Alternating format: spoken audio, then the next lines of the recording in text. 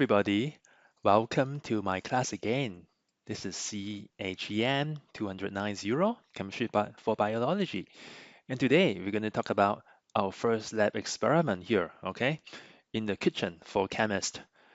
It's about acid-base equilibria, buffers, and indicators. Why buffers? Is not a solution that makes you go buffer, but it's a bit more intricate. So inside the lab here, you wear your safety goggles, you wear your gloves and personal protective equipment, okay? Make sure you're safe, right? And then I'll be interacting with you. We see other demonstrators there. Hopefully you're excited, engaged, ask questions.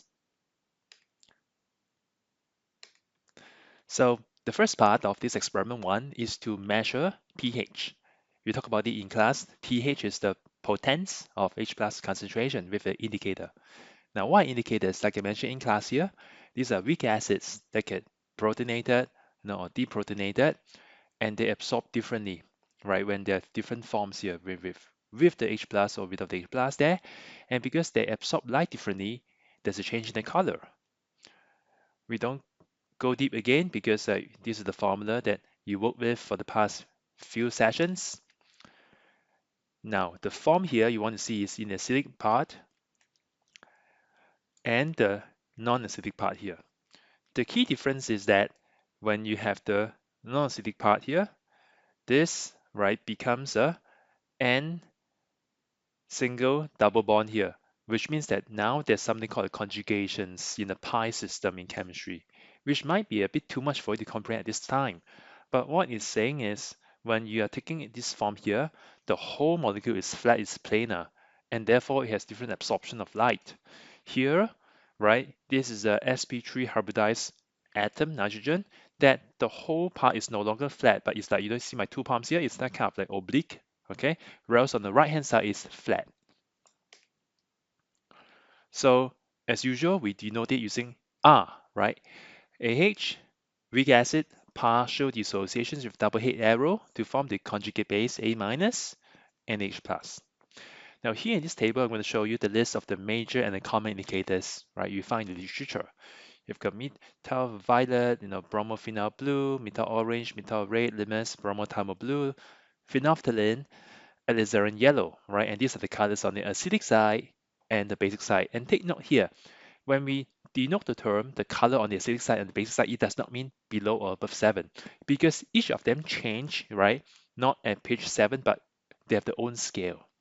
So you need to know, right, where would they change color? It is like this point where they will switch color. So with reference to their own midpoint, right, you will know that what is more acidic to them, what is a bit more basic to them. So what it's saying is, right, for methyl violet, okay, if I go below 0.0, it's going to be yellow. If I add a bit of base there, above 1.6, it'll be violet. And then you ask me, what about if I have 0.8 in the middle? You mix yellow and violet, what color do you get? Think about it, okay? So similarly for methyl red, right, if I have pH is 5.0, right, inside the zone, the color you see will be a mix of red and yellow, which is orange. Get it? So phenolphthalein, if I have a pH of 9, it will be pale pink. You mix pink with colorless, it's a bit pale pink. Still a tinge of pink, but much less. This is like very solid pink, okay? Not hot pink, but just pink, pink, pink. So you get the idea. Now, this is how it looks like in the lab here. Methyl orange is red, this kind of red, not crimson red. And then for the yellow, is that kind of yellow, not the bright gold yellow. And you see that we have the different color across the pH level, okay? We took a photo for you here for methyl orange, and this is one of the indicators you see in the lab here. So I just want you to connect the formula structure with this color here, okay? All right. Now you know that an indicator has different color at different pH. What it means is you can measure what's the pH. In the past, when we didn't have the pH meter, this is what we observe here. Okay. So in this case, the pKa of this acid is 3.5, okay? Which means that at this pH 3.5, you have equal amount of these two the weak acid and its conjugate base. We call this the maximum buffering capacity. Again, new term later on. Try to correspond the structure with the color. Again, please don't memorize, but you'll be given a sheet there. But I want the concept to understand that when you have some form of deprotonations, the color change because now the molecule is no longer planar. Okay. So if I plot it using the y-axis of fraction and x-axis is the pH there, then you notice that how much of this acidic part that's protonated get dissociated. So therefore, you see when you shift right, the tinge of color changes, right? I talk about between red and yellow, you have got orange, but there's also like dark orange and light orange because as you shift it to the basic side of this indicator, it's going to be more yellow and less red. Okay, so here's the UV absorption spectra to show you right that your lambda max is the absorption wavelength, right, of the different colors. So for yellow, it absorbs maximum at the 435 nanometers. For red color, it is 520 nanometers. But what I'm saying is, right, for this plot came from the individual plot there. So if I have a very acidic solution of this weak acid there, and I scan it through the UV spectrophotometer, this is the graph I get, okay, the one in lime, okay? And then it tells you that, oh, it is red color. If I cover my eyes and say, what color is it? You tell me. The measure frequency, wrong, the measure wavelength is 520 nanometers. Okay, straight away I know it's red. Okay, I might not be able to see, but you tell me, I can translate from the wavelength to the color. So indeed, oh, I see it's red color, but the instrument tells me this number, this red. So similarly, when we scan this in a cuvette, right, a UV spectrophotometer, for the basic part of this weak acid, we have a yellow solution. You get me? Okay, here are just some rearrangement of the formulas that you have learned from me in the past year. Remember the Henderson-Hasselbalch equation, the HH equation there? Rearranging it, you cross multiply, and then move it around, you have a fraction, you get that. Okay, it looks complex, but I'll suggest you to just slowly work it out. Okay, remember we talk about P something is equal to negative log something. Okay, this is a constant, right? It's only dependent on temperature. Okay, so because I mentioned you have a list of these very common indicators there, right? Methyl orange, Congo red, phenolphthalein, and thermal blue. I want to give you a challenge. So there's no free lunch here, there's no giveaway. So for the first time in this course here, last year it was the old one, okay?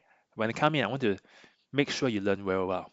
We'll only give you one that has been done before, okay, by your seniors, right?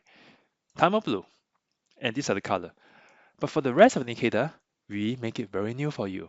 That means there's no record here whatsoever. Okay, you can look it up.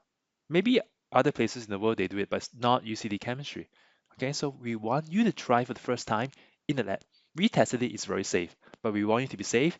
So when you have no reference, right, I think it's very brand new, like a scientist, right? How do people get Nobel Prize after years of going research to a topic they're so passionate about? Because there's no no history just because they feel so strongly about it. So Thermal Blue has been done before. This is the color. You can check against your color, but again, just put it aside first if you want to. But the others, O-cresotoluene, bromophenol blue, nitrazine yellow, bromocresol green. Now, try it. Take the color, take a photo, right? Record it like a scientist, like a pro. Part two of this experiment is to measure using the pH meter. Remember just now we used the color to measure indicator. Now we have some scientific instrument that can give you exact number, okay? Which is a sensor to measure H plus ions there. Cool. So this has an electrode. This is more of electrochemistry. It's about the electrical conductivity there, okay? These are sensitive only to H plus. Why you say why not hydroxide? Can't we measure hydroxide and subtract it? But remember hydroxide is soap. Soap, when you don't dry your hair, when you still have some shampoo on your hair, what happens? It stick together, right? That's why we need to have a conditioner. So what it means is, right, for hydroxide, it tend to lump things together, but acids is a bit better. They don't really stick so much. Okay, you don't want to clog the whole sensor. The electrode, it becomes ineffective there. Okay, so this is how it looks like, in a schematic diagram here. We also try to measure the acidity of Coke here, slightly acidic, not so good for the teeth if you don't drink too much. Okay. And I have a little treat for you, how to use a pH meter using my Google Glass. Have a look there. I think it's very interesting. So they have a concept of, oh, you have different models, different brands of the pH meter, but why we need to do calibration using different buffer solutions, different pH, 3, 7, and 9, yeah, support me, okay? Support. So you look at this equation there, you're not surprised because you've seen it in blood. Remember, the natural buffer in our body in blood, carbonic acid, okay, hydrogen carbonate, pK 6.4 there, right? So our body pH is tightly controlled because if not, our regulatory system will be affected, we affect our metabolism, we get sick, we go to the hospital. Okay, so just like this, as mentioned in class when we saw each other, we have another kinds of buffer, right? The phosphate, you have phosphoric acid and then dissociate, bit by bit, triprotic acid, you have got hydrogen phosphate. And this is how it look like here. Okay, so you see that here you have a deprotonation, right? One H plus drop off, and then you have this we call it resonance. Okay, so become flat. Just like here, your dihydrogen phosphate, right? Losing one H plus here, then this whole part resonate. Okay, three part, and then you get more flat, which means you kind of modify the structure and then modify the property. Okay. Now here, why is this important? Because right, you want to do some comparison and simulating the effect of muscular exercise. Here we introduce something called lactic acid. Lactic acid is where when it's stored in your muscle for too long, you get cramp. So when you say, oh, I'm cramp, I didn't stretch right, or you're working too much here without oxygen there, you get cramp. So cramp could be because you have lack of oxygen and then you can't compress it. What you do is stretch, right? We have cramp stretch because you want to allow blood with oxygen there, to have this reaction to relax the lactic acid. So we want to simulate this, okay, not giving exercise, but in a chemical way. Lactic acid structure is this, right? When it's deprotonated, you get that. Too much acid, you get cramp. Okay. Remember this from just now? Okay. So this is more of the biochemistry of biology, which I do not go too much, but I'm just saying that when you don't get much cramp if you stretch a muscle when you are breathing very normally when you are having lots of oxygen. You get cramp when you are lacking oxygen, you are overusing your muscles per unit time, and then the blood is not going to the piece of muscle. And it's a mechanism in your body to say stop because you cannot function, right? Stop. So remember, our body will react in a way to help us recover, not to overexert it. Okay, so the ATP part I'm not going through is not related to at least the chemistry part of the class, but you should know it about the glucose, you know, undergo glycolysis, the ATP exchange, the energy unit in our body there. Okay, cool. Here I want to just show it as a y-axis versus x-axis there. When you have oxygen, okay, it's a aerobic oxidation exercise. How much, right, of the lactic acid versus the lactate, which is the deprotonated form of it, is there in the body. Cool. Okay.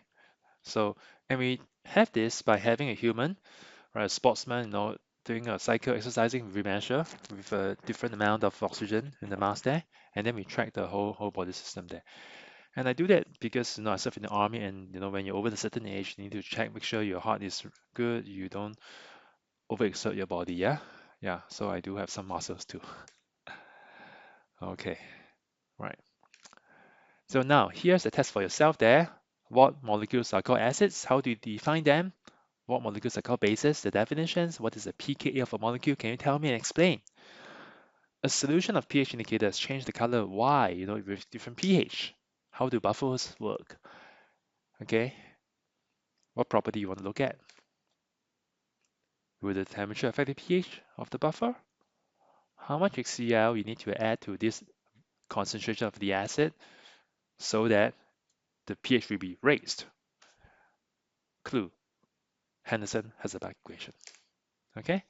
And for now, stay safe and all the best and see you in lab here. Cheers.